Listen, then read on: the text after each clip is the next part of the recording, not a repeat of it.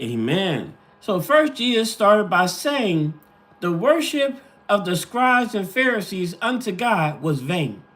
Vain means prideful or arrogant. So Jesus was saying that their worship was not about honoring God, it was about looking good to men. And sadly, this issue still exists today. People care more about how they look to people than how they look to God. They care more about what people will think and say instead of what God will think or say. To cater to the ways of man is to discard the ways of God. To cater to the ways of God is to discard the ways of man. So you can't be a people pleaser and a God pleaser. You must choose a side. But only one way will give us salvation. The scribes and Pharisees did things that appears as acts of worship, but it only gave the appearance of holiness and righteousness.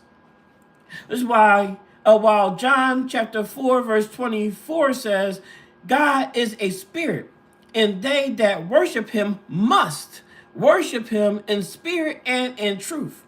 So the greatest form of worship is our obedience. But Jesus said that in order to worship God, we must worship. We must, that's keyword, must worship in spirit and in truth. So therefore, there's no other way. God will not receive a cardinal worship. For a cardinal mind cannot and will not obey the laws of God. A cardinal mind is unstable in all their ways. Notice I said their ways, not God's. For as long as they continue to do things their way, they will continue to be emotionally unstable. Therefore, their worship is not true. Spirit recognize spirit.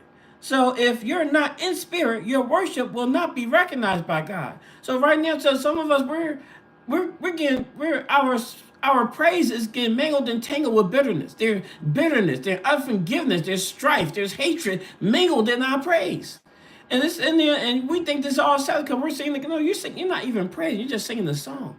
So you're sitting there giving filthy praise to God. It's supposed to be holy. It's supposed to be clean. It's supposed to be pure. So it's not going to be pure if your heart's not. So if still bitterness and unforgiveness and harsh words still come out your mouth, trust me, that's not the same thing as on your praise. It's like praising with garlic and mustard and onions on your breath. You're like, could you clean that before you praise me?